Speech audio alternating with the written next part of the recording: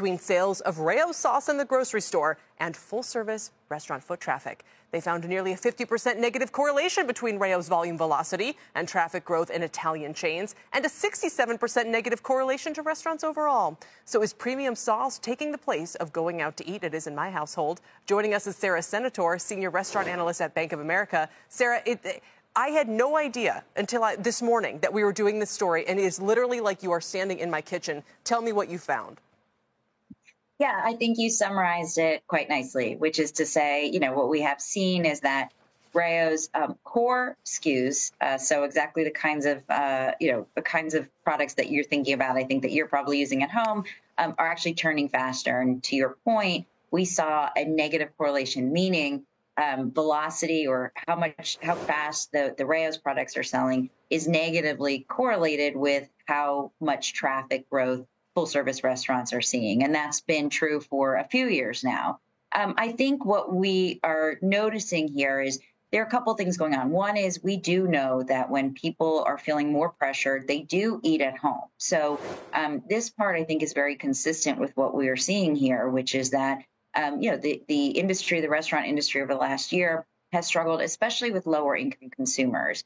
And so it would not be surprising to find that they are consuming more at home and they are choosing, products that are probably offering them the closest approximation they can find. Yes. And is it Rao's or Rouse? We've had this dispute at home sometimes. Nobody knows the right answer.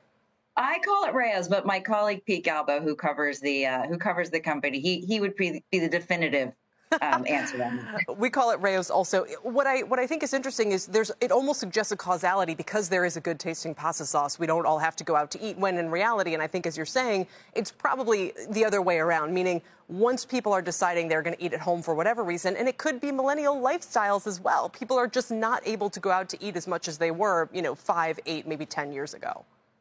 I think that's exactly right. And we do know that premiumization has been an ongoing trend, and in grocery stores and frankly in restaurants too, right? You can find ingredients in some restaurant meals now, that you would never have seen maybe 10 or 15 years ago. Just as U.S. American palates have broadened, we're seeing more spice, we're seeing more flavorful products.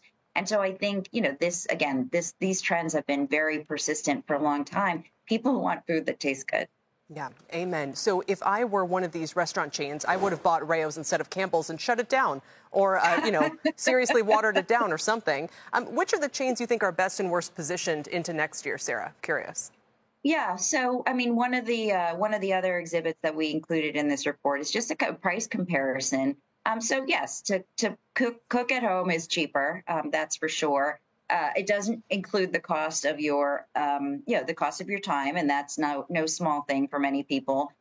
It also may not, your preparation style may not be as perfect with your pasta as what we see in the restaurants. But when you look across the restaurants, what we do see is that Olive Garden, which is owned by Darden, has the best value among restaurants. And to me, that's really compelling.